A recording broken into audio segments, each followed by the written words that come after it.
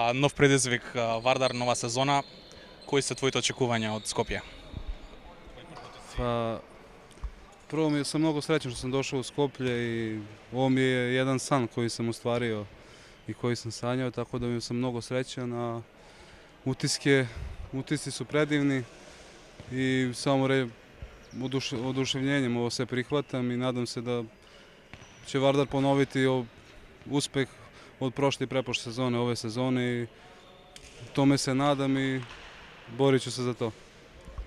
Те најавуваат као големо засилување, као голем талент.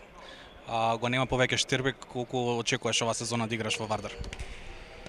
Pa ja ću dati sve od sebe da igram što više budem mogao i da budem što spremniji, da pokažem zašto sam došao ovdje i zašto je Vardar baš poverio meni i zahvalan sam na tome što su mene odabrali da dođem u ovako veliki klub i nadam se da ću to vratiti na pravi način kroz svoje igre i kroz svoje angažovanje, da će sve biti kako treba. Каде го гледаш Вардар оваа сезона?